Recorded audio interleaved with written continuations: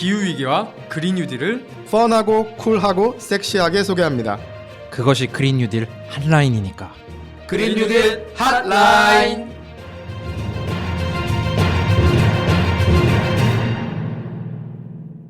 안녕하세요. 기후변화를 정치의 눈으로 알기 쉽게 풀어드립니다. 한국 정부를 비롯한 각국 정부에서 어떻게 기후변화를 대응하고 있는지 좀 더 깊게 알려드리겠습니다. 안녕하세요. 2021년에도 기후위기는 세계 정치의 주요 관심사 중 하나일 것입니다. 네, 안녕하세요. 날씨가 정말 왔다 갔다 많이 하죠. 요즘에 추웠다 더웠다. 이것도 지금 기후변화의 영향이라고 많이 얘기합니다. 우리 일상에 지금 기후위기가 바로 닥쳐있는 그런 상황이고요. 올해 우리 정부 그리고 세계 정부의 역할이 많이 중요한 그런 시기인 것 같습니다. 그렇죠. 그 날씨가 예측이 가능해야 되는데 그렇지 않은 게 큰 위협이라고 또 세계 경제 포럼이죠. 다보스 포럼. 거기서도 이제 몇 년 연속으로 지금 이 기후위기가 가장 큰 문제라고 올라왔다면서요. 그죠? 네, 평가를 냈죠. 네. 저희 문재인 대통령님도 화상으로 참석하신 것 같은데 또 이제 날씨가 좀 따뜻해졌다가 다시 차가워져서 좀 그랬는데 저희 댓글을 보니까 또 반가우신 분들이 또 다시 오셔가지고 소개를 한번 하도록 하겠습니다. 자울쌤 한번 댓글 한번 소개해주세요. 네, 구골플렉스님께서 탄소 관세 참 좋아요. 이렇게 제도적으로 탄소를 적게 배출할 수 있으면 참 좋겠네요. 지난번에 다뤘던 탄소 국경세에 대한 반응이신 것 같아요. 감사합니다. 탄소 관세 표현 진짜 좋네요. 저희가 사실은 그 얼마 전에 저스틴 쌤께서 함께 참여하신 보고서죠. 네, 그렇죠. 그 수출입 영향 보고서를 소개할 때 이 탄소 국경세라는 이런 표현을 썼는데 어떻게 보면 탄소 관세라는 또 표현 이것도 좋은 것 같고 역시 구골플렉스님이 또 저희 방송을 초창기 때부터 이제 들어주시고 홍보도 해주셨던 분이라서 그런지 좀 다르신 것 같습니다. 탄소 관세라는 표현. 그렇죠. 이게 탄소 국경세라는 게 있고 탄소 국경세를 물리는 방법 중에 하나가 관세라는 형식이 가장 유력한 형식이다. 이제 그렇게 좀 예상이 되고 있거든요. 그래서 지금 탄소 관세라는 이제 얘기가 나왔었고 저희 방송 처음 들으시는 분들 위해서 또 탄소 국경세가 뭔지 좀 짧게 한번 설명해 주세요. 지금 탄소 국경세가 뭐냐고 쉽게 얘기하면 탄소를 많이 배출하는 나라가 있고 적게 배출하는 나라가 있을 거잖아요. 전 세계에. EU 같은 데는 탄소 배출이 이제 계속 줄어들고 있고 아직 우리나라는 이제 최근에 이제 줄어들겠지만 지속해서 이제 온실가스가 탄소가 많이 배출된 나라고 그 다른 그런 나라들이 있을 건데 그러면 이제 탄소가 많이 배출된 나라에서 적게 배출되는 EU 같은 나라로 물건을 수출할 때 관세를 이제 매기도록 하는 거죠. 그래서 어떤 나라든지 궁극적으로는 탄소 배출을 하지 않는 제품이 나오도록 그런 경제 질서를 만드는 게 탄소 국경세라고 이해를 하시면 될 것 같아요. 참 옛날에 보면은 이렇게 그 산업화되어 있고 공장 굴뚝에서 연기가 이제 쉴 새 없이 나오고 이런 국가가 선진국처럼 보여지고 했는데 이제는 탄소를 잘 줄이는 국가가 존경받는 국가가 될 것 같아요. 그죠? 탄소 그렇죠. 관세를 또 적게 내고 그리고 살아남는 국가가 되는 거죠. 줄이지 그렇죠. 않으면 살아남을 수가 없게 되니까. 그렇죠. 지구는 같이 쓰는 거니까 그죠? 네, 또 저스틴 쌤 또 하나 좀 소개 부탁드리겠습니다. 네, 그리고 제가 보니까 허지윤님께서 또 저희 캐시를 후원을 해주셨네요. 천 캐시를 후원해 감사합니다. 주셨어요. 예, 또 너무 방송, 감사합니다. 저희 방송 꾸준히 들어주시고 계신데 정말 감사합니다. 또 그리고 네. 또 저희 또 올해 초에 또 정신차리라는 의미로 또 댓글을 하나 또 달아주신 분이 계신데 스팅 아르님이 대화를 하는 건지 책을 읽는 건지 심하다. 챗봇보다 어색한 리딩이 상당하다 라고 하셨는데 이거 맞는 게 요즘 그렇게 챗봇이 진짜요 배우 뺨치게 나와요. 그래요? 그러고 또 저희가 네. 이제 지금 만나서 한 스튜디오에서 녹음하는 게 아니고 또 저도 이제 참 볼펜을 물고 연습하려고 하지만 발음이 좀 부족한 부분이 있고 그래서 이제 청취자분들한테 양해를 부탁드리고요. 저희가 좀 더 어색함을 이제 해소시키기 위해서 괜찮아요? 많이 놀랬죠? 이런 거 좀 많이 연습할 수 있도록 하겠습니다. 따뜻한 마음으로. 네. 아유, 저도 연습을 시켰어요. 많이 하는데, 예, 더 노력하겠습니다. 특히 저의 강한 이제 남부 억양. 이게 조금, 예, 극복이 안 돼. 예, 좀 나이가 들어서 서울에 왔더니. 남부 억양이라고 하니까 무슨 미국 남부 같은 느낌이 드네요. 예, 네. 약간 이제 그런 느낌을 주려고 제가 그렇게 얘기를 했고요. 어쨌든. 저희가 네. 전국구를 좋은 넘어서 방송을 이제 위해서 전 세계로 노력하겠습니다. 뻗어나가는 팟캐스트이기 때문에 사실 저희 또 방송 들어주시는 교포분들이 또 계시더라고요. 미국에.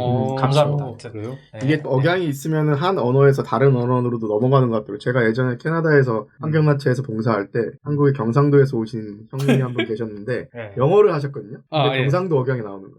맞아요, I'm from 맞아요. 경상 province 이렇게 하시더라고요. 네. 그런데 제가 경상도 사람이라 그런 게 아니라 진짜 네. 외국 사람 입장에서는 이게 경상도 사투리인지 서울 사투리인지 모르잖아요. 그런데 경상도 말로 하면 너 말에 액센트가 있다. 말을 알아듣기가 훨씬 더 쉽다. 이런 얘기를 경상부심 모르지만. 네, 영어가 원래 좀 억양이 있어야 되는데 이제 예, 예. 표준어는 억양이 없으니까 좀 그렇잖아요. 그렇죠. 예. 네, 알겠습니다. 저 따끔한 일침 듣고 개선할 수 있도록 하겠습니다. 그러면 전하는 말씀 듣고 본격적으로 방송 시작해 보도록 하겠습니다.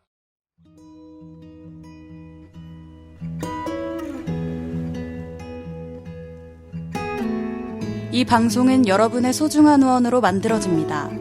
국제환경단체 그린피스 서울사무소에 후원해주실 분들은 네이버에서 그린피스 팟캐를 검색하시면 쉽게 후원에 참여해주실 수 있습니다.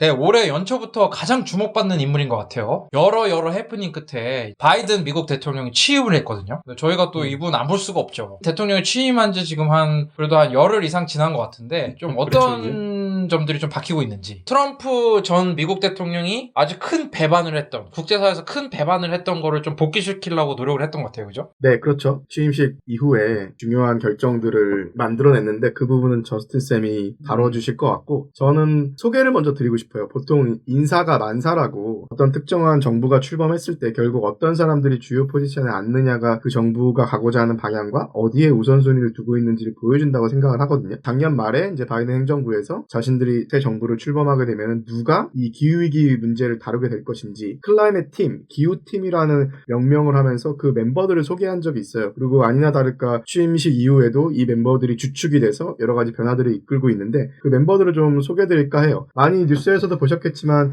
첫 번째로 존 케리 전 국무장관이죠. 예전에 대통령 후보로도 나왔었고 오바마 때 국무장관을 했던 분이고 파리 협약을 손주랑 같이 서명해서 기후 문제에도 관심이 많았던 분인데 이분이 대통령 기후 특사로 임명이 됐고요. 그 다음에 지나 메카시라는 예전에 오바마 정부 때 우리나라로 따지면 환경부, 미국의 환경청장을 했던 지나 메카시라는 사람이 국가 기후 보좌관이 됐어요. 대통령 보좌관인 거죠. 그래서 과학자가 된 거죠, 진짜로. 예. 예, 이 자리는 기후 차르가 러시아로 황제잖아요. 그만큼 그 미국의 기후 정책을 좌지우지하는 가장 중요한 포지션에 기후 문제에 관심도 많고 오바마 때 환경청장했던 지나 메카시라는 분이 오셨고 그 다음에 이제 내무장관에 뎁 할란드라는 전 뉴멕시코주 연방 하원 의원이 내무장관으로 됐는데 내무장관이 기후변화 문제랑 무슨 관계냐 생각할 수 있겠지만 미국의 내무부는 이런 천연자원이라든가 국립공원을 전부를 포함한 미국 국토의 5분의 1을 어떻게 쓸 건지 어떻게 관리할 건지를 다 담당하는 곳이거든요. 환경정책이라도 중요한 연관을 갖고 있고요. 또 재밌는 거는 미국에서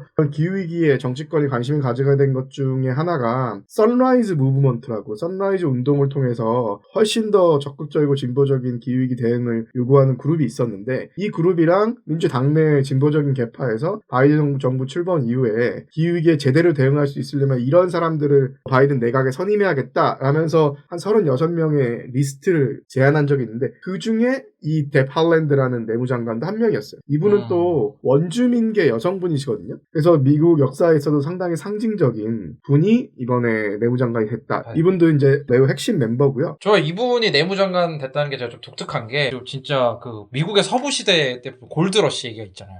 그쵸. 미국 자체에도 내장돼 있는 석유라든지 뭐 이런 게 굉장히 많은데 뭐 그 샌드 오일이라든지 사실 그런 거를 캐면서 이제 또 그쪽 인디언들이라고 하죠 우리는 그 아메리카 원주민들이 피해를 많이 봤는데 아메리카 원주민 이런 내무 살림을 원주민계 장관이 관리한다는 게 참 되게 많은 변화인 것 같습니다. 매우 의미 있는 분이 이제 내무장관이 됐다라고 할 수 있고 그 다음에 이제 당연히 기후변화 문제를 대응하는 데 있어서 에너지 문제가 되게 중요한데 그럼 에너지 장관은 누구냐? 제니퍼 그레홀럼이라고 전 미시간 주지사 출신인데 이분이 주지사 시절에 미시간주의 전기차 배터리 공장 건설을 주도하고 그 다음에 미시간주가 사용하는 에너지의 상당 부분을 재생에너지로 해야 된다는 기준도 만들고 에너지 전환 분야에 상당히 성과가 있었던 사람을 에너지 장관에 앉혔고요. 그 다음에 EPA 청장, 우리나라 따지면 환경부 장관이죠. 그 자리에는 마이클 리건이라고 전 노스캐롤라이나주의 환경품질부 장관인데 이분이 원래 환경청에서 대기오염 전문가였어요. 그리고 아프리카계 미국인이기도 하고 최초로 이제 흑인 EPA 청장이 또 되신 거죠. 그래서 마이클 리건 환경청장. 그 다음에 이제 브렌다 말로리라고 전에 남부 환경법센터 규제를 담당했던 국장인데 이분이 미국의 환경품질위원회 위원장이 이 자리도 미국에서는 되게 중요한 자리고 아까 이제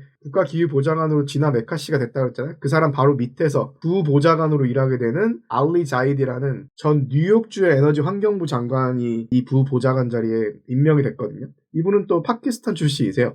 정말 다양한 인종의 기후변화라든가 환경 문제의 전문성을 가진 사람들을 클라이맥 팀으로 만든 거죠. 이렇게 6명을. 좀 또 캐릭터 소수 포함하면 다양성 이런 정책에 대한 것도 보여준 것 같고 아까 맞아. 말씀하셨지만 그 제니퍼 그랜홀름 이 에너지 장관 같은 경우에는 그 미시간 주지사를 하셨다고 그랬는데 또 사실 미시간이 디트로이트라는 도시가 있잖아요. 거기가 사실은 자동차에 그 모터시티라고 부를 만큼 내연기관차의 상징적인 곳이었는데 네. 많이 무너졌지 않습니까? 그렇죠. 근데 거기에 이제 전기차 배터리 공장 건설을 지지한다라고 하시고 그런 걸 보면은 센스가 있는 분인 것 같아요. 그죠? 네, 맞습니다. 그래서 이렇게 6명의 약간 그 드림팀 같은 걸 만든 거네요. 그죠? 네, 기후위기 대응 드림팀. 또 많은 변화가 있을 것 같은데 이게 작정하고 뽑은 팀이니까 혹시 뭐 바이든 대통령이 딱 취임하자마자 좀 환경 정책에 좀 변화가 있었습니까? 그 부분은 제가 조금 설명을 드리면 좋을 것 같은데요. 두 분께서 또 잠깐 언급을 하셨는데 지금 제일 이제 주목받는 부분이 이제 파리협정 재가입인 거죠. 사실 이제 바이든 행정부, 바이든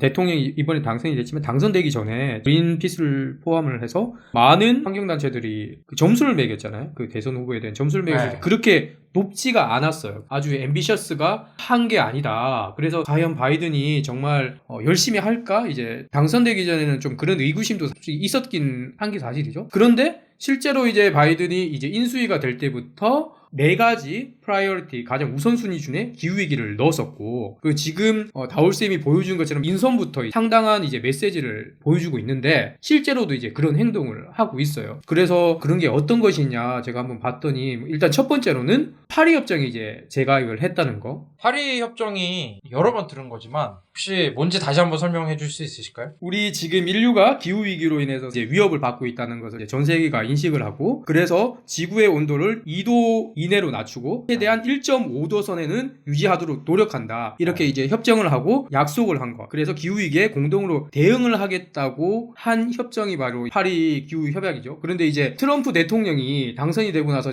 우리나라의 노동자들한테 불리한 거다. 기후위기는 뭐 거짓말이다. 이런 얘기를 막 했잖아요. 그러면서 트위터에 이제 그 악마의 예. 글을 막 썼죠. 지금 겨울인데 왜 이렇게 춥지? 기후 위기 어디 갔지? 이러면서 막 엄청 무식한 예. 얘기죠. 네.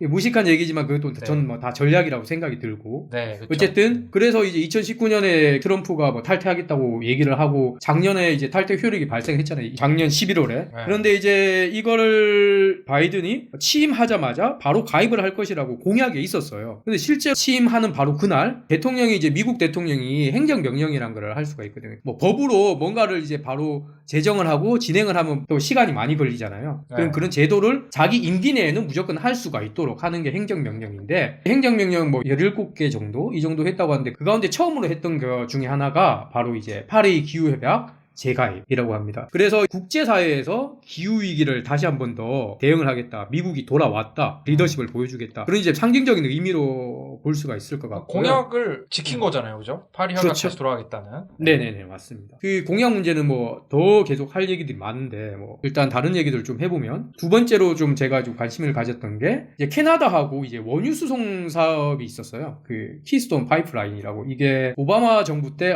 문제가 있다고 하지 말자고 했다가 다시 트럼프 때 진행을 하자 뭐 이렇게 해서 이제 그쵸. 진행이 됐는데 이제 미국이 이제 캐나다에서 이제 미국 텍사스까지 한 1800km 이 정도 된 송유관을 이제 건설하는 거예요. 약 90억 달러니까 우리 돈으로 한 9조 원 정도죠. 진짜 대형 프로젝트예요. 이게 그래서 진행을 했는데 캐나다에서는 파이프라인 자체가 소유가 엘버타 주 소유거든요. 그래서 캐나다에서 기름을 이게 팔아야 되니까 계속해서 열심히 하려고 했는데 미국에서는 트럼프가 승인을 했지만 문제가 많았어요. 뭐 환경단체들이 반발도 많이 하고 토지 소유자들도 이거 하면 안 된다. 그리고 하면 안 된다. 이런 뭐 법원 판결도 있고 그래서 말들이 많았는데 결국에는 바이든이 이것도 이제 취소를 시켜버렸죠. 이제 송유관 프로젝트가 항상 말이 많은 게 그게 무슨 석유를 떼서 탄소 배출 많이 나오는 거는 차치하더라도 그렇게 기름이 이동하면서 많이 새고 그렇죠. 지하수를 오염시키고 원주민들 사는 그 지역을 망가뜨리고 그런다고 하더라고요. 그죠? 네, 그린피스도 이 부분을 많이 적극적으로 캐나다나 미국에서 시위를 통해서 막았었고 그때 제 기억으로는 이 파이프 건설 계획이 세워진 길을 따라서 원주민들이 또 태양광 발전소를 그 길을 따라서 설치해갖고 맞아요.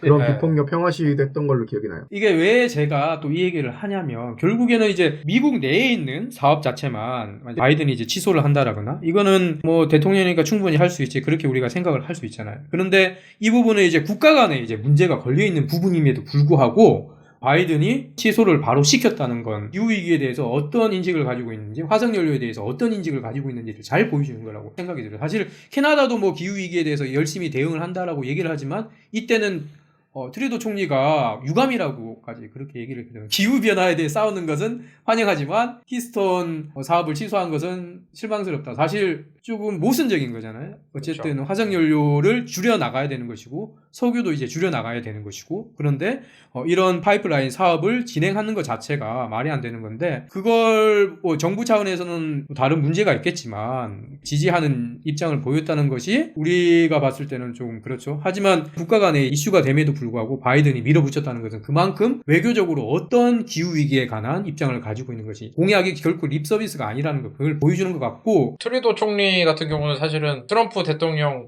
뒷담화 하다가 걸렸잖아요. 그런데 이번에 조 바이든 대통령 좀 다르구나. 이 파이프가 미국의 국익에 도움이 될 거라서 취소 안 할 것 같다 생각했는데 한 거잖아요. 공약대로 하니까 좀 다르다라는 걸 좀 느꼈을 것 같고, 이 트루도 총리의 아버지도 트루도 총리였거든요. 그 그린피스가 올해 50주년이 되는데 창립한 지, 우리 그 항해를 지지해줬던 분이란 말이에요. 트루도 총리 아버지분이.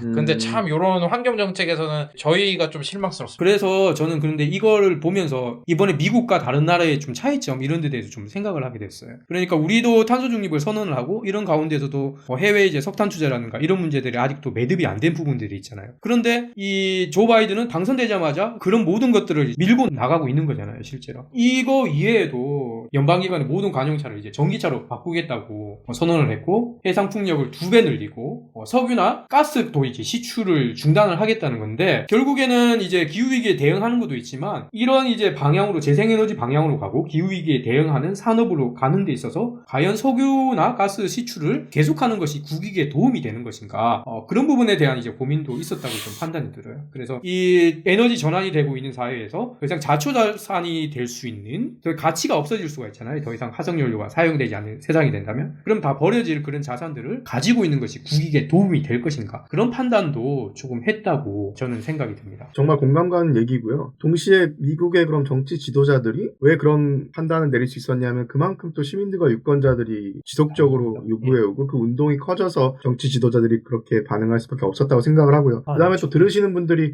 그린피스에서 왜 이렇게 미국 정치에 대한 얘기를 많이 하지? 라는 의문을 갖고 있는 분들 계실 것 같아서 조금 부연 설명을 하자면, 제가 짧은 퀴즈를 하나 내겠습니다. 윤탁쌤이랑 저스티쌤한테. 좋습니다. 퀴즈 좋아합니다. 2019년 기준으로 틀리면 안 되는. 미국의 GDP랑 중국, 일본, 한국을 합친 GDP랑 어디가 더 클까요? 2019년 기준으로. 이거 정답. 미국이 더 커요, 미국. 정답이라고 제가 얘기했기 때문에. 윤탁쌤 정답 네. 말씀하세요. 정답은 한중일입니다. 네, 저스틴 쌤이 맞았습니다.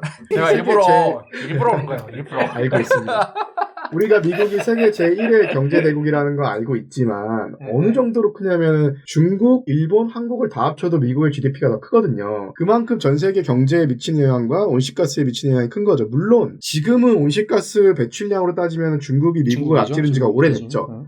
근데 또 산업혁명부터 지금까지 배출한 누적 배출량으로 보면 그렇죠. 여전히 미국이죠. 미국이 중국보다 많아요. 그럼요. 그러니까 미국이 갖고 있는 그 책임이라는, 지금 기후위기에 있어서 책임이라는 건 어마어마한 거고, 그런데도 트럼프 정부 하에서 이 부분에 대한 책임을 방기했기 때문에 지금 이렇게 진보적인 그리고 급진적인 정책을 피는 게 어떻게 보면 당연한 책임이다 라고 볼 수 있는 측면도 있는 거죠. 물론 격려하고 박수 쳐야 되지만 그동안 못해왔던 거에 대한 당연히 해야 되는 부분이고, 또 이런 영향력 때문에 우리가 미국의 정치에도 주목을 해야 된다는 거를 말씀을 드립니다. 가울쌤의 그 말씀을 조금 더 추가를 하자면, 결국에는 이제 미국이 뭔가를 하려고 했을 때 한국도 거기에 대응을 할 수밖에 없는 것이고, 세계 국제 질서가 새롭게 이제 형성이 될 거잖아요. 기후 위기라는, 또 기후 외교라는 것을 중심으로 해서. 그렇다면 이제 미국이 또 어떻게 대응을 하고 어떻게 나아가는지를 우리가 유심히 봐야지 한국이 또 어떻게 거기에 따라서 대응할 수 있을지에 대한 좀 고민, 이런 부분도 해야 되니까 좀 중요하게 다뤄야 된다 생각을 합니다. 그리고 아까 저스틴 쌤께서 말씀해주신 이 바이든의 정책 보면 모든 관용차를 전기차로 바꾼다라는 건데,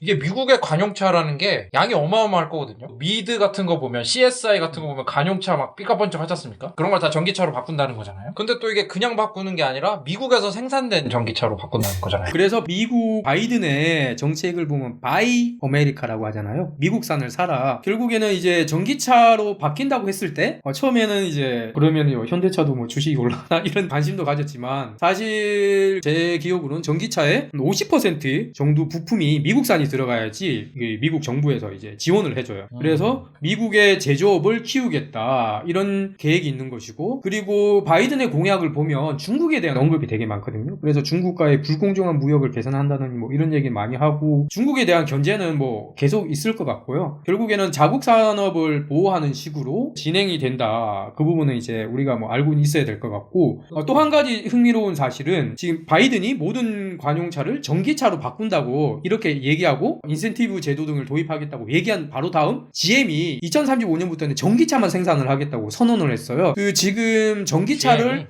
네네네네 그렇게 GM이 선언을 줄을 잘 서요. 줄을 잘 서. 옛날부터 느끼는 거지만 바로 줄 서는 거지. 맞습니다. 그만큼 이제 정부에서 시그널을 주고 바로 시장에서 반응을 하고, 그래서 이제 미국 자체적으로 자기들의 이제 자국 산업을 키워나가겠다, 전환을 하겠다, 기업과 정부가 같이 협력을 해서. 미국의 관용차가 한 45만 대 있는 걸로 나와요. 맞아요. 예. 근데 엄청 테슬라 많거든요. 연간 생산량이 50만 대니까 뭐 당장은 쉽지 않을 건데, 우리나라 같은 경우에는 2030년까지 관용차 90% 친환경차, 전기차나 수소차로 바꾼다는 계획이 정부 계획이 있긴 하거든요. 10년이면 너무 늦죠. 그리고 우리나라가 관용차가 한 14만 대 정도 있을 텐데, 그 중에 전기차, 수소차 비율은 현재 한 10% 정도 될 테니까 우리도 이번 계기로 훨씬 더 2030년이 아니라 9년 뒤까지 하겠다는 건 정말 안 하겠다는 얘기죠. 한 1, 2년 내로 바꿀 수 있도록 정책을 좀 추진해보면 어떨까 싶습니다. 9년 뒤에 돈 갚을게 이거 안 갚는다는 얘기잖아요. 그렇죠. 개인끼리 할 때. 5년 뒤에 소주 한잔 하자 같은 얘기를 그쵸. 거 아니에요. 우리가 2050년까지 탄소 중립을 한다고 했잖아요. 그러고 나서 이제 로드맵은 차후에 나오겠지만, 사실 미국은 조 바이든 대통령이 되기 이미 전부터 공약을 2050년 탄소 중립을 얘기하면서 2035년까지 전력 생산 모든 분야에서 탈탄소화를 하겠다고 얘기를 한 거거든요. 사실 이거는 뭐 EU에서도 이제 그렇게까지는 못 나간 건데, 그만큼 의지가 있다는 것을 보여주는 것이고 실질적으로 하겠다는 것을 이제 보여준 의미라고도 볼 수 있을 것 같아요. 네, 국내 기업들도 이제 그 전기차 내부 부품들을 또 대한민국 강국이잖아요. 배터리도. 그러면 이제 뭐 미국 시장을 더 증설한다거나 미국 공장을 그렇게 될 가능성이 미국에 많죠. 더 진출한다거나 그럴 가능성이 매우 높아지고 있는 거죠. 예. 그렇게 될 가능성이 많죠, 사실. 네. 또 어떤 변화가 있습니까? 그 이제 뭐 쭉 언급한 내용하고 조금 뭐 겹쳐질 것 같긴 한데, 이런 이제 바이든의 움직임을 봤을 때 본격적인 기후 외교가 이제 시작이 된다, 그렇게 얘기를 해야 될 것 같고, 아까 다울쌤께서 잘 언급을 해주신 존 캐리 전 국무부 장관, 그리고 이번엔 기후변화 특사가 된 사람이죠. 이 사람이 최근에 아주 흥미로운 얘기를 하더라고요. 그 B20라고 혹시 들어보셨어요? B20요? 예. 비즈니스 그러니까 20에서 아마 그 역시. G20처럼 대표적인 기업들 뭐 20개 모이고 20개 CEO가 모이고 뭐 이런 거 아닌가? 역시 다울쌤이 많이 아십니다. 저 퀴즈를 했으면 또 틀릴 뻔했네. 네.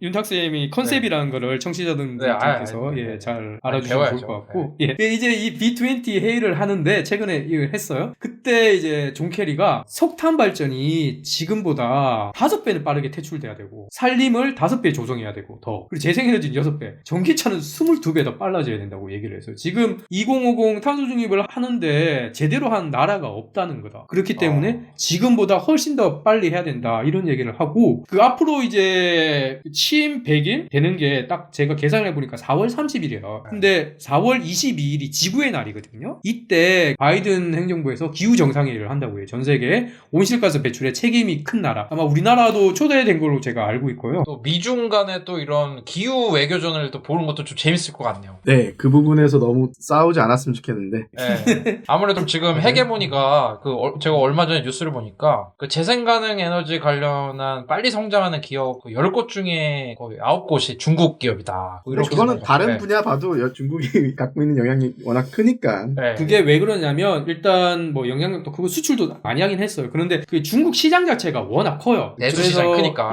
지금 배터리 같은 것도, 전기차를 만든 배터리도 중국 기업이 CATL이라는 중국 기업이 1위고, 그 위에 이제 LG화학이나 삼성이나 SK 같은 우리나라 기업들이 많이 들어가 있거든요. 그건 그만큼 이제 중국 시장이 또 크기 때문에 그런 부분도 있고, 또 나름 이제 시장이 크다 보니 자기들이 연구 투자도 많이 할 수 있고 생산도 많이 하고, 그 가운데서 노하우도 생기니까 재생에너지나 아니면 전기차와 관련된 부분에서 급성장을 하게 되는 거죠. 그래서 저희도 뭐 그렇게 성장하는 중국의 상승세, 그리고 재생에너지 시장 산업 또 전기 산업에서 이제 헤게모니를 가지고 가려고 하는 것들도 유심하게 좀 지켜보는 것도 흥미로운 부분입니다. 진짜 안 싸우고 잘했으면 좋겠습니다. 그죠? 예.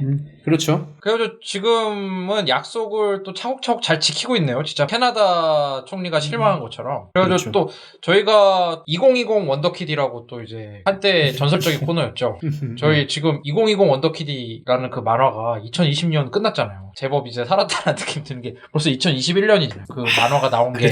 또 예. 거기에서 나왔던 공약이 이제 바이든 대통령이 앞으로도 계속 잘 지킬지 저희 방송에서 꾸준히 한번 볼 수 있도록 하겠습니다. 그러니까 여러분들도 계속 청취해 주셨으면 감사하겠습니다. 또 이제 저희 미국 소식이 아니라 또 한국 소식도 좀 들어봐야겠죠? 좀 한국에서도 이제 재생가능 에너지라는 이 토대가 깔리기 위해서 드디어 이제 좀 변화가 좀 일어나고 있는 것 같아요. 그래서 좀 재생가능 에너지 소식을 또 이제 장다울 스님께서 좀 정리를 해갖고 오셨다면서요? 네. 아까 중국 얘기도 잠깐 나왔었는데 중국은 웬만한 통계에 있어서 사실 너무 크잖아요. 그래요. 근데 그럼에도 불구하고 의미 있는 통계 하나 공유해드리면은 작년 한 해 동안 중국 전체에서 전역에서 깔린 재생에너지 설비 용량이 한 133기가와트 정도 되거든요. 근데 이게 어느 정도 뭐냐면 우리나라 전체, 그러니까 재생에너지 말고 우리나라 원자력, 석탄 발전, 뭐 가스 발전, 재생에너지 다 합친 설비가 130기가와트가 조금 안 돼요. 그러니까 우리나라 전체 설비만큼의 재생에너지 설비를 작년에 중국이 깔았던 거죠. 그리고 지금 새롭게 전 세계적으로 설치되는 설비 중에 70% 이상이 이제 재생에너지 설비거든요. 그러니까 정말 전력 발전 분야에서는 이제 재생에너지는 뭐 대세 중에 대세이고 전력 분야를 재생에너지 100%로 바꿔내지 못하면은 우리가 원하는 탄소 중립을 달성하기가 힘든 거죠. 근데 이제 기업이나 산업계의 역할이 정말 중요한데 많이 들어보셨겠지만 RE100이라고 R이라는 게 이제 Renewable Energy, 재생에너지라는 거거든요. 100은 100%를 의미하고 RE100이라는 글로벌 캠페인이 있는데 이게 뭐냐면 기업이 기업 활동에 필요한 전력을 100% 재생가능 에너지로부터 조달을 하겠다라는 캠페인이에요. 근데 그러려면은 어떤 방식들이 있냐면 첫 번째는 기업이 스스로 태양광 발전을 설치하거나 풍력 발전을 설치하거나 이렇게 해야 되죠. 아니면은 이제 재생에너지를 발전을 한 발전사로부터 그 인증서를 구매한다든가 이런 여러 가지 방법이 있는데 지금 이 RE100에 가입한 전 세계 주요 글로벌 기업들이 이미 280개가 넘었어요. 2017년에 100개였고 2019년에 200개였는데 지금은 280개가 넘을 정도로 매우 빠르게 증가하고 있고 그 280개가 넘는 기업들의 평균적으로 100% 재생가능에너지를 달성하겠다고 하는 목표 연도가 2028년이에요. 여러분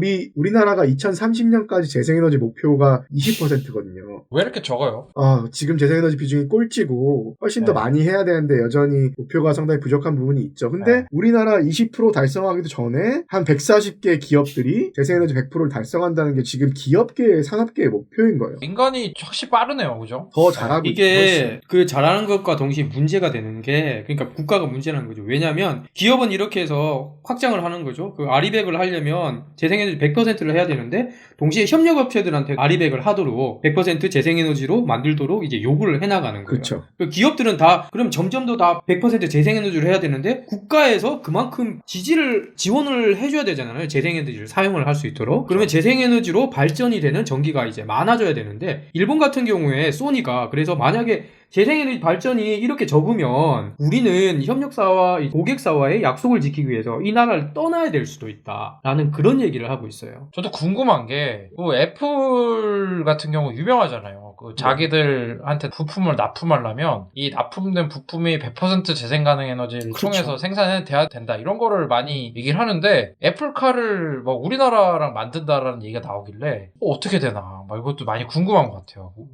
그래서 애플이 우리나라의 삼성전자라든가 SK 하이닉스라든가 LG 화학이라든가 자신들한테 부품을 납품하는 업체들한테도 RE100을 이제 요구를 한 지는 꽤 몇 년이 됐고요. 근데 지금 애플이 2030년까지 100% 자신들한테 부품을 납품하는 공급업체들까지 합쳐서 재생에너지 100% 달성하겠다 목표를 세웠기 때문에 이 변화의 흐름에 따라가지 못하면 지금은 경쟁력이 있을지 몰라도 몇 년 안에 우리나라의 많은 기업들이 경쟁력을 잃게 되는 거죠. 그래서 우리나라도 빨리 기업들이 재생에너지를 사용할 수 있도록 하는 방향으로 가는 게 중요한데 우리나라가 글로벌 기업들이 많음에도 불구하고 전 세계의 주요한 캠페인에 RE100에 가입한 기업들이 없었는데 그나마 작년 12월에 우리나라 SK그룹이 SK그룹 하의 6개 계열사인 SK홀딩스, 텔레콤, SK하이닉스, SKC, SK머터리얼스, 그다음에 SK실트론 이 6개 계열사가 최초로 한국 기업 최초로 RE100에 가입을 했어요. 근데 아쉬운 거는 가입하고 100% 목표가 2050년인 거죠. 아까 평균적으로 2028년이라고 했잖아요. 근데 가입한 것만으로도 큰 변화고 2050년보다 더 땡길 수 있도록 노력을 해야겠죠. 그러니까 가입을 했다는 거는 이제 100% 아직 달성 못해도 100% 달성할 거야라고 해도 가입이 되나요? 그렇게 목표를 정하고 이제 지속적으로 아리백 사무국의 모니터링을 받는 거죠. 그 조건에 맞으면 가입이 되는 거죠. 근데 이 SK 계열사 6군데가 정말 우리나라 국내 전력에서 차지하는 비중이 전체의 5%예요. 엄청난 전력을 쓰는 거거든요. 우리나라 그 산업계에서 쓰는 전력이 한 60% 조금 안 되니까 그 중에 5%를 이 회사들이 차지하고 있는 거죠. 그러니까 이게 산업계에서 전기를 많이 쓰는데 맨날 가정에다가 이제 뭐 에어컨 적게 써라 이러면은 진짜 이게 화가 나는데 진짜 그런 것 같아요. 예, 그런데 그 문제는 일단 산업계도 많이 줄여야 되고 실제로 산업계 크고 가정용 전기도 우리가 뭐 같이 줄이면서 가야 되겠죠. 줄여나가야죠. 같이. 그래서 이제 지금까지는 기업들의 핑계가 우리나라는 재생에너지 쓰고 싶어도 내가 직접 태양광과 풍력 직접 설치하지 않으면 쓸 방법이 없다. 왜냐면 우리는 한국전력이라는 독점 공급업체가 있어서 독점이잖아요. 전력 판매에 있어서. 그러니까 재생에너지로 생산된 전기를 나한테 달라고 해서 한전이 줄 수 있는 게 아니거든요. 기업 입장에서는 우리가 비즈니스도 해야 되는데 발전소까지 직접 지어서 해냐 이런 거죠, 그죠? 그렇죠. 그러니까 못하겠다. 제도가 없어서 못하겠다. 그게 되게 중요한 핑계였거든요. 근데 이제 그린피스도 오랫동안 캠페인을 해왔고 작년에 국회에서도 법이 통과되면서 올해 드디어 기업들이 그 핑계를 더 이상 얘기할 수 없는 상황이 됐어요. 왜냐하면 기업들이 직접 재생에너지 설비를 설치하지 않고도 재생에너지 전력을 구매할 수 있는, 조달할 수 있는 방법이 몇 가지가 생겼는데 간단하게만 설명드리면 첫 번째는 녹색 프리미엄 제도예요. 이거는 한 기업이나 건물 같은 경우에 상가라든가 이런 것도 해당이 되는데 내가 1년에 100만큼의 전력량을 쓰면 간단하게 설명드려서 100만큼의 전력량을 쓰고 그럼 킬로와tt 시당 요금을 낼 거 아니에요? 보통 한 100원에서 120원 사이 낼 거예요. 그 금액에다가 얹어서 프리미엄을 얹어서 얼마를 더 내겠다고 경쟁 입찰을 하면은 경쟁 입찰에 당첨이 되면은 그러니까 낙찰이 되면은 그만큼 재생에너지를 쓴 것처럼 인증해주는 제도예요. 내가 정말 재생가능 에너지로부터 생산된 전력을 쓰는 건 아니지만 내가 추가 요금 프리미엄을 지불함으로 인해서 재생에너지 소비를 한 것과 같은 인증을 받는 거죠. 이게 왜 가능하냐면 그 프리미엄으로 낸 돈들이 모여서 기금이 되고 그 기금으로 우리나라의 재생에너지 설비를 늘리는데 투자가 돼요. 그래서 이런 녹색 프리미엄 제도가 올해부터 도입이 됐고 그러면은 이제 프리미엄을 지불하면 그 비용이 재생가능 에너지 설비로 넘어가고 그리고 좋은 제도가 하나 있네요. 그리고 또 네네. 어떤 또 방법이 있습니까? 그리고 우리나라는 재생에너지 공급 의무를 부담하는 공급사들이 있거든요. 그래서 이런 공급사들이 재생에너지를 공급하기 위해서는 재생에너지를 발전 사업을 한 사람들한테 재생에너지 공급 인증서라는 게 있어요. 보통 REC라고 부르는데 그냥 재생에너지 발전을 했다는 거를 인증해주는 인증서인데 이거를 구매를 하면은 구매한 사람이 재생에너지를 소비한 것처럼 인정해주는 제도가 있었죠. 근데 지금까지는 일반 회사라든가 이쪽에서 이 REC 구매를 할 수가 없었는데 이제는 이 REC 재생에너지 인증서를 회사가 구매해서 그만큼의 추가 비용 부담을 지면서 재생에너지 소비를 인증하는 제도도 올해부터 가능하고요. 지금까지 불가능했었던 것 중에 하나가 직접 재생에너지 발전사랑 계약을 맺어서 재생에너지 전력을 공급받는 계약을 맺을 수 있는데 그걸 PPA라고 해요. 또 그게 이게 어그리먼트. 좀 궁금한 게 그러니까 이제 한국전력이랑 이런 거 상관없이 뭐 태양광 발전 이런 사업자 이런 사람과 계약을 하는 건가요? 아니면은 네, 원칙적으로는 PPA는 전력 구매 계약이라는 거는 재생에너지에 한정해서 그런 태양광 발전사랑 소비자가 직접 계약을 맺어서 공급 계약을 맺는 건데요. 그런 상황에도 태양광 발전소가 자기 집 옆에 있는 게 아니면 사실 한전 전력망을 통해서 공급을 받게 되긴 해요. 그렇죠. 다만 계약은 그 재생에너지 발전사랑 직접 맺는 거죠. 아직 이거는 우리나라에서 안 되고 제3자 PPA라는 게 도입이 됐는데 어렵게 느껴지시겠지만 제3자가 한 명 추가되는 거예요. 뭐냐면 한국전력이 추가가 돼서 소비자랑 재생에너지 발전사가 직접 계약을 맺는다기보다는 한전이 중간에 껴서 재생에너지 발전사들 중에서 직접 계약을 맺고 싶은 사람들을 선발을 해서 그 사람들을 선발한 거를 쉽게 얘기하면 메뉴처럼 테이블에다 쭉 얹어놓고 이거를 구매하고 싶은 소비자들이 와서 중간에 선택을 해서 구매할 수 있게 하는 거죠. 중간에 한전이 약간 브로커 같은 역할을 하는 거예요. 자기들 전기망을 써야 되니까 그렇죠. 그게 이제 제3자 PPA인데 그거는 올해부터 가능하게 된다. 뭐 이런 제도들이 생겨서 이제는 우리나라 기업들도 제도가 없어서 못한다는 핑계를 댈 수가 없고 그렇죠. 또한 이런 제도적인 변화로 인해서 더 많은 재생에너지 수요가 생기는 게 중요하고요. 재생에너지 수요가 더 많이 생겨야 재생에너지 공급을 하고 인센티브도 생기는 거 아니에요? 그러면 재생에너지 공급도 더 늘어날 수 있는 방향으로 갈 수가 있겠죠. 그러면 재생에너지 기술력도 좋아지고 경제성도 좋아지는 다양한 효과들이 나오겠죠. 요즘 또 이게 그 아까 SK 말씀 다올쌤이 하셨지만 ESG 경영 이런 게 많이 회자되고 있잖아요. 그렇죠. 근데 이제 내가 올해 이번에 갓 대리가 됐어요. 기획실인데 아이디어가 없어요. 그러면 제가 그린 뉴딜 한라인을 팟캐스트 들었는데 네. 자그마치 이런 3가지 방법이 있다고 합니다. 저기 상무님 녹색 프리미엄 PPA IRC로 우리가 쓰는 전기가 재생가능 에너지로 썼다고 하면 소비자도 좋아할 것 같습니다. 이런 기획을 올리면은 그분 창창하죠. 아무튼 진짜 너무 좋은 소식이네요. 이쪽 그거 알려야 되는. 그린피스가 이런 사실 PPA 관련 캠페인을 꾸준히 해왔거든요. 근데 이제 좀 어려웠었는데 정말 이제 기업도 핑계 댈 수 없다. 재생가능 에너지 살 수 있는 방법이 열렸다. 좋은 소식입니다. 또 저스틴 쌤 또 이렇게 되면 아무래도 저스틴 쌤이 자주 얘기하셨던 소니 같은 사태 한국에서 좀 적게 벌어지겠죠? 어떻겠습니까? 지금과 같은 이제 제도를 활용을 해서 네. 재생에너지 사용을 늘리고 또 기업 입장에서는 이제 100% 재생에너지로 갈 수 있게 아리백으로 갈 수 있는 참여를 많이 해야지 글로벌 이제 기업들 뭐 애플과 같은 그런 부분들과 사업을 하는데도 이제 원활하게 될 것이고 네. 결국엔 그거를 이제 뒷받침해 주려면 정부가 지금 가지고 있는 3020 목표로는 이제 상당히 이제 부족한 그런 상황이 올 거예요. 왜냐하면 지금 뭐 소니 같은 사태가 있었던 일본 같은 경우에도 우리나라보다는 훨씬 더 재생에너지 발전 비율이 높거든요. 그런 상황에서도 지금 그런 말들이 나왔기 때문에 아마 제가 봤을 때는 한국 기업들 중에서도 이제 얘기들이 뭐 나오는 그런 때가 오지 않을까 그런 좀 생각도 들고 어쨌든 지금 뭐 변화의 움직임은 조금 보이는 것 같아요. SK에서 이렇게 아리백에 가입을 했고 그리고 얼마 전에는 뭐 철강 회사들이 또 2050년까지 탄소 중립을 하겠다고 그렇게 어제죠? 선언을 했어요. 예. 왜냐면 철강에서 정말 우리나라 같은 경우에 탄소 배출이 엄청나게 많이 되고 있거든요. 다울쌤 궁금한 게 참 아까 그 산업계에서 전력을 많이 쓰는 그런 회사들이 좀 어떤 곳입니까? 삼성전자, 포스코, 현대제철, LG화학, LG전자, SK에너지 뭐 이런 에너지 기업들, IT 기업들, 그 다음에 철강 기업들, 그 다음에 뭐 석유화학 기업들 이런 쪽이 전기를 많이 쓰죠. 시멘트도 마찬가지고. 네. 그런데라도 재생가능 에너지 빨리 전환이 되면은 삼성 같은 경우는 해외 사업장 전환한다고 그린피스 요구에 의해서 이렇게 변하긴 했지만 그럼 참 진짜 탄소 배출 많이 줄겠다는 생각이 드네요. 엄청 줄일 수 있겠죠. 순서가 보통 보면 에너지 발전, 에너지를 생산하는 분야에서 이제 탄소 배출을 많이 줄여야 되고 그 다음에 이제 산업 분야에서 탄소 배출을 줄이고 뭐 수송 그리고 건물 이런 식으로 이제 해외에서 많이 줄이는 로드맵을 가지고 있어요. 실제로 에너지 분야에서 엄청나게 탄소 배출이 이제 많이 되기 때문에. 그러니까 아까 저스틴 쌤이 얘기하신 것처럼 어제 예를 들면 철강 우리나라의 대표적인 6개 철강 회사들이 포스코랑 현대철을 포함해서 2050년까지 탄소 중립을 하겠다고 발표를 했는데 이 6개 철강 회사들이 배출하는 온실가스가 1년에 한 1억 톤이 좀 넘어요.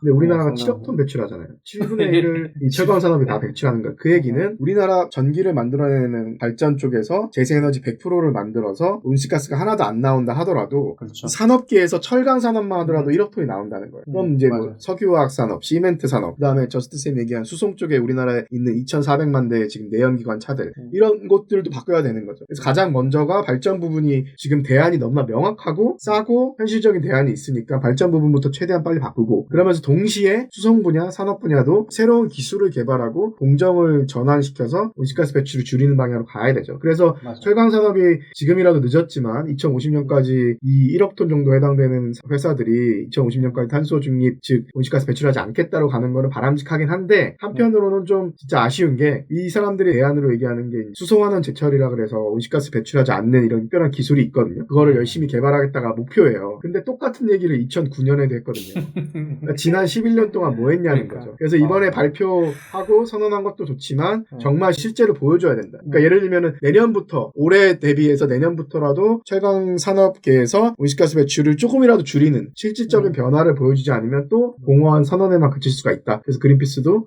모니터링을 잘 하도록 하겠습니다. 참 이런 게 또 뭐 아쉬운 게 우리나라가 그쪽에 철강 산업에서 참 신화적인 그런 움직임을 보여줬잖아요. 그렇죠. 포항에 아무것도 없는 벌판에 일본에서 뭐 기술 뭐 알려줄까 말까 하는 걸로 이제 겨우해가지고 전 세계적인 철강 산업이 됐는데 저도 아까 다우쌤이 말씀하신 것처럼 얼마 전 뉴스를 보니까 일본 미쯔비시 철강인가? 거기가 아주 그렇죠, 호주의 새로운 공정으로 철강 무슨 제철소 만든다고 그걸 하더라고요. 만든다고 있죠. 예. 그러니까 호주에다가 짓는 것도 약간 아까 말한 수송을 줄이기 호주가 철강사에 많이 나니까 그런 것도 하고 새로운 방법으로 이렇게 철을 만들어 갖고 그 사람들이 먼저 납품을 해버리면 그럼 우리 기업에는 너무 아쉽잖아요. 근데 우리는 3020, 2030년까지 20%만 재생 가능해줄 간다고 하니 이게 참 너무 안타깝고 또 그리고 지금 다울쌤께서 기업이 살 수 있는 방법 얘기하셨고, 저스틴쌤께서 하물며 로드맵이 있다. 다 갖고 있잖아요, 우리 지금. 족보가 있는 거 아닙니까, 다 이게? 지금 그러니까- 로드맵 만들고 있습니다. 아, 그래요? 네네. 네, 좀 필요하시면은 그린피스 연락 주시고요. 그리고 오늘, 말씀- 네. 방금 네. 말씀하신 그 믹지빗이 네. 제가 아까 얘기한 대로 수소환원 제철을 이용한 첫 번째 공장을 지금 짓고 있는 거 맞는데요. 참고로 호주, 오스트레일리아가 아니라 오스트리아, 유럽에. 아, 제가 진짜로 오스트리아입니다. 큰 실수했어요. 이거 편집 부탁드립니다. 아닙니다. 오스트리아와 오스트레일리아. 아니, 비슷하니까. 그러니까 왜, 근데 왜, 아니, 왜 다시 오스트리아, 얘기하시는 지금. 왜 철강석이 많은데 호주에 왜 오스트리아에 줬어, 왜 근데? 철강석 얘기를 하냐? 왜 오스트리아에 준 그러게요. 거야? 왜 오스트리아인지 네. 모르겠는데 오스트리아예요. 진짜 그것도 오스트리아와 오스트레일리아 이게 말이 비슷하니까 철강석에서 이걸 이제 철과 이제 그 철을 떼내는 거잖아요. 그렇게 이제 하니까 이 탄소가 나오는 건데 그거 대신하려고 이제 수소를 하는 건데 오늘 예. 제 컨셉이 확실해진 것 같습니다. 예. 오늘 하여튼 이런 거를 빨리빨리 움직인다는 거를 좀 알고 또 로드맵도 제작하고 계신 거죠? 네, 지금 정부에서 시작을 해서 올해 상반기에 시나리오가랑 로드맵이 나오고 탄소 중에 네. 하반기에 분야별 추진 계획들이 나오겠죠. 네, 알겠습니다. 3020 같이 또 이제 저희 혈압을 3020까지 올릴 수 있는 그런 거 말고 조금 이제 좀 현실적인 거 갖고 오시면 좋겠습니다. 오늘 좀 미국부터 이제 한국 소식까지 이제 쉴 새 없이 달렸는데 좀 전하는 말씀 듣고 마무리할 수 있도록 하겠습니다. 그린피스 유니버스는 애플 팟캐스트, 구글 팟캐스트, 팟빵, 파티, 앵커, 스포티파이 등을 통해서 들으실 수 있습니다. 방송에 대한 의견이나 참여를 원하시는 분들은 gkr@greenpeace.org로 메일을 보내주시면 저희가 정기적으로 확인하도록 하겠습니다. 오늘 방송 좀 어떠셨어요? 저 벌써 2021년에 두 번째 방송인데 저는 오늘 방송을 하면서 4가지 글자가 생각이 났어요. 격세지감. 한 2년 좀 안 되기 전에 이제 그린피스에 입사를 했고 그 전에는 이제 언론인 생활을 좀 오래 했었죠. 그 입사를 할 당시에 정말 이 기후위기가 심각한데 사람들은 몰라주고 있고 그리고 정부는 이제 뭐 대응을 안 하고 있고 어떻게 이거 진짜 바꿔야 할까 정부와 국회를 그런 고민을 정말 많이 했는데 지금은 뭐 우리 대한민국이 탄소 중립을 선언을 하고 로드맵을 작성을 하고 있고 그리고 우리 한국 기업들도 아리백에 가입을 하고 철강 회사들이 또 탄소 중립을 선언을 하고 또 바이든이 기후 외교와 함께 전 세계 또다시 파리 협정에 재가입을 하면서 기후위기 대응에 적극적으로 나서고 많이 변한 것 같다는 생각이 들어요. 그래서 그 한편으로는 다행이다는 생각도 들고 동시에 지금 이렇게 우리 겨울인데도 갑자기 날씨가 엄청 춥고 덥고 이렇게 되는 게 결국 북극에 이제 문제가 생겨서 그런 거잖아요. 그리고 작년에는 긴 장마와 홍수가 있었고 결국에는 이 기후위기가 우리의 일상이 되는 삶이 생각보다 빨리 다가오고 있다는 것에 대해서 위기감도 동시에 한편으로 느끼고 있어요. 하지만 이것을 극복하기 위해서 많은 변화가 있으니까 우리 함께 좀 더 노력을 해서 더 긍정적인 변화를 만들어 나가기 위해서 힘썼으면 좋겠다는 생각이 듭니다. 근데 다울쌤은 오늘 좀 방송 어떠셨습니까? 벌써 2월이라는 게 느껴지지 않을 정도로 올해도 정말 빨리 진행되고 있고 전 세계적으로 주요한 변화들도 많이 일어나고 있는데 아까 저스틴 쌤이 얘기했던 존 캐리가 그 CEO들 만난 자리에서 했던 연설문을 보면서 제가 되게 흥미롭게 꽂혔던 단어가 두 가지가 있어요. 존 캐리가 두 가지를 강조했는데 하나가 휴밀리티고 그다음에 하나가 앰비션이거든요. 이 휴밀리티가 우리나라 사전에 보면 겸손이라고 나와요. 근데 영영사전 의미를 보면은 자신이 뭘 잘못했는지에 대해서 자랑스러워하지 않는 것이라고 표현이 되어 있거든요. 그 얘기는 미국이 그동안 트럼프 정부 하에서 전 세계 기후위기 대응에 있어서 완전히 역행했던 거죠. 그리고 미국뿐만 아니라 전 세계 어느 나라도 지금 우리가 기후위기를 막을 수 있도록 제대로 정책을 세우고 추진하고 있는 국가는 여전히 하나도 없습니다. 우리나라도 지금 큰 전환을 이뤘고 중국, 일본도 여러 가지 목표를 세웠지만 사실상 우리가 원하는 1.5도 목표를 막기에 너무나 부족해요. 그래서 이 부분에서 우리가 얼마나 부족한지를 명확히 인식을 하고 그러니까 그 휴밀리티가 필요한 거예요. 그 다음에 정말 적극적으로 급진적으로 바꿀 수 있는 큰 정책들을 쓰기 위해서는 앰비션, 야심, 야망으로 번역될 수 있을 텐데 그 앰비션이 필요하다는 거죠. 그래서 그 두 가지 단어가 저는 상당히 마음에 꽂히더라고요. 그래서 저희도 잘하는 것들, 잘하는 부분들에 대해서 잘한다고 얘기를 하는 것도 소홀하지 않겠지만 현재 우리가 처한 현실이 진짜 심각하다. 이대로 가면 기후기 절대 못 만든다는 간절함을 가지고 올해도 캠페인을 이어나가도록 해야겠다는 생각이 들었습니다. 네, 진짜 더 이상 다울쌤이 말씀하신 것처럼 더 이상 좀 탄소 빚잔치 이제 그만하고 빚 갚을 테죠. 그래가지고 탄소 많이 줄일 수 있게 이제 전 세계가 노력해야 될 것 같고 세계 반응이 기후변화에 잘 대응하는 국가가 이 도덕성이 높은 국가가 될 것 같은 분위기가 보입니다. 지금 기업도 그렇고요. 네, 그래서 경제도 앞으로 살리고 일자리도 네, 살리고요. 그렇죠. 맞습니다. 그래서 많은 변화가 있을 걸로 예상이 되고요. 네, 저희 오늘 방송 들어주신 청취자분들한테 감사드리고요. 다음 주 방송은 아쉽게도 설 연휴 기간이라서 휴방을 하도록 하고요. 그 다음 주인 19일에 부자 아빠 살아남는 아빠 에피소드로 다시 찾아뵐 수 있도록 하겠습니다. 팟캐스트 청취자분들도 새해 복 많이 받으시길 바라겠습니다. 오늘 방송 함께 해주신 다울쌤, 저스틴쌤 감사합니다. 네, 감사합니다. 감사합니다. 새해 복 많이 받으세요. 새해 복 많이 받으세요.